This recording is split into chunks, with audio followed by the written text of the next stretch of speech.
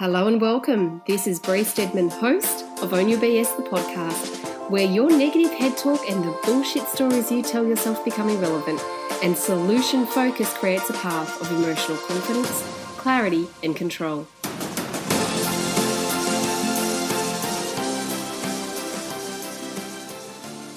Hello and welcome to episode number 9. I have a decision to make and I don't know what to do. I don't know if I'm going to make the right decision. I'm so stressed out that if I choose option A, it's going to be wrong, or someone's going to say something about it, or I'll let myself down. People tell me to trust my gut, but I don't even know what that means. Does this sound familiar? It is something that I would easily take a guess at saying most women can experience. Most women can relate to it. And I know for the clients that I work with, it is so true. Because quite often learning how to trust yourself is about making decisions that align with what you want.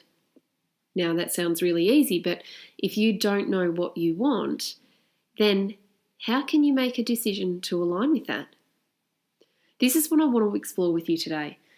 I want to share with you some ideas that will help you to listen to your gut, to trust yourself, to identify that when that nervous, negative energy starts to arise, to listen to it, to work with it, instead of working with the internal chatter, the head talk, because we know that the head talk is going to keep you spinning in cycles.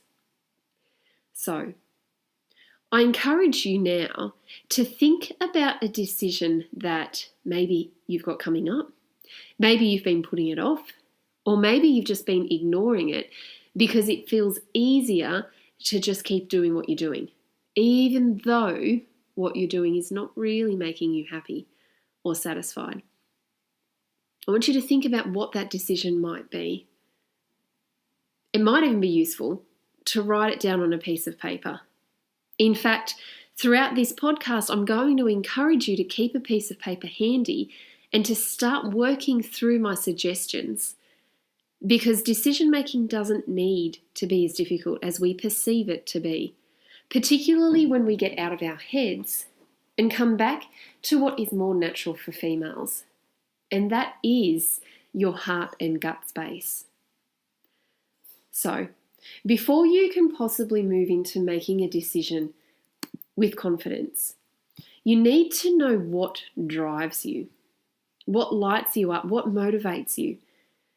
Now, this is one of my most favourite things to do with women. It's so crucial, I believe, that I include it both in my Own Your BS online program and also with the clients that I work with one-on-one when I offer them a Creatrix breakthrough.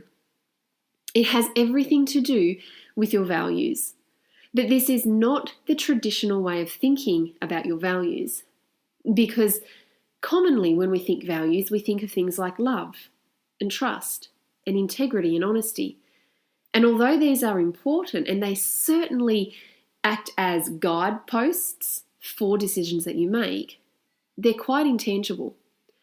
What I'm more interested in is helping you to uncover what is important to you, to value these things that are important to you. Because when you are clear on what is important to you, you can make your daily, weekly, monthly actions and decisions based on what these things are. So, I'm going to encourage you to grab a piece of paper and write across the top of that piece of paper what is important to me. Now, when we work together, I go into this in a lot more depth. But for today, and for the basis of you making a decision, we're going to focus on just the first 3 big things that come to mind. So what are the top 3 things that when you think about your life, you would consider important to you? Now, if you're a mum in business, chances are your family is going to be one of those 3 things. And your business or your professional career is going to be another. So is there something else that is important to you? This is an exercise that I encourage you to take your time with And I really encourage you to revisit it on a regular basis, because the majority of the women who follow me and whom I speak to, when I ask them what's important to them, their common response is, I don't know. I haven't really thought about it. And when you don't know what's important to you, how can you possibly go about creating and experiencing the life that you want for yourself, knowing that it is the best thing for you? So, on your piece of paper, what is important to me? And write down 3 things. And once you've done that, I encourage you then to come back to the decision that maybe you're procrastinating on, maybe you're not trusting yourself to make. Now, most of the time when we have a decision, there are generally 2, possibly 3 alternatives for that decision. So for this example, let's say there are 2 options for you. You're going to create 2 columns on that same piece of paper. On the left-hand side, option A. This is option A for the decision that you have to make. So let's say it's a career-based decision. Maybe you've been offered a promotion. Maybe you've been offered a slightly different role. Maybe something that you've always wanted to do has come forward and you're starting to doubt whether or not you can do it. So option A might be take the opportunity, take the promotion, take the new role, explore what happens. That's option A. And option B could be stay where I am and know and trust that maybe another opportunity will come up later when the timing is more suitable. So we've defined option A and option B. Now, we're going to solely focus on option A to start with. So I want you to close your eyes and I want you to envision what option A looks like. Immerse yourself in that life, maybe 2-3 months down the track where you have taken up option A. And as you're visualizing this life, I want you to also become aware of those 3 values that you've identified. Your family, your business, and anything else that's important to you. And what I want you to look for is examples of how this option A aligns with those things that you value, with those most important items. So look for evidence and examples of how option A firstly supports those things. Make a list of everything that comes to mind. And then I want you to explore how taking option A could add conflict or challenges in relation to these 3 things that are important to you. And again, make a list of what comes to mind. And then I want you to repeat this visualization with option B. How does option B align with what you've written down as what's important to you? And how does option B possibly conflict or add challenges in relation to what's important to you? Now, the reason why I love this exercise is because there is going to be a drawing of you towards one of these options. There is going to be a standout that supports your values more than the other option. And yeah, there might be some conflicts, there might be some challenges that go hand in hand with how one of these options support your values. But when you can go into a decision anticipating what you think could cause a conflict or a challenge, you can go in with a sense of preparation.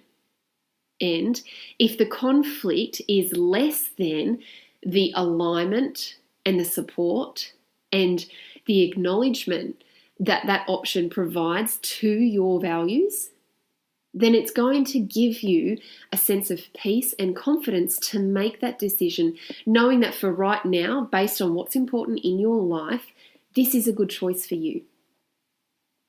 So, let me just give you a very brief example of what I mean. Let's say you've got a decision to make based around work. It's a promotion that might mean you're away from the home a little bit more. Maybe the responsibility is going to be a little bit more intense, but you're also going to be paid a little bit more money. And possibly with that money, you could take your family on a trip that you've always wanted to do. So you would look at option A of taking the job and align it with what's important to you, your family. How does taking this promotion support your family? Well, it's going to provide more finances. It's going to give us a little bit more flexibility, a little bit more security. So these are good things that are going to support my family. How's it going to support my professional goals? Because my professional world is something that's important to me. Well, it's given me an opportunity to grow. It's given me an opportunity to influence the people that I work with. So this is something that aligns with that second value. And let's say there was a third value of health. How would taking a job promotion build on health? Well, maybe it gives you access to join a gym or work with a personal trainer or buy the organic food that you want to buy because you've got the income to be able to buy it. So now you've identified how this option supports these values. But on the same token, you can also look at it and say, well, how is it going to conflict against these values? It's going to take me away from family for 5-10 more hours a week. Am I okay with that? What can I do in preparation for that? It's going to maybe mean a little bit more pressure at work. Am I okay with that? Is that something that I can handle? What am I going to do to support my mental well-being so that the pressure doesn't build? How is it going to conflict health? Maybe I won't be able to get to the gym as often as I'm going right now. So when you can see the pros and cons of a choice based on what is important to you, you'll be able to make the decision knowing that it is supporting what's most important to you the most. Now, ultimately, we can never truly know whether or not we're making the right call. That's part of life. What we can do, though, is make the decisions based on what we know is important to us. And should anyone ever ask, not that they have the right to, but if someone asked why you did decide to go down that road, you can confidently say, because I believe it's going to support my family in this, this, and this. It's going to support my business, and it's going to support my health. You can justify it. Having said that, I would really encourage you not to feel like you do have to justify to anyone other than yourself, because at the end of the day, you are responsible only for you, just like every individual is responsible only for themselves. And we certainly do not ever want to make our decisions based on what we think someone else expects from us. That just results in a whole new range of BS.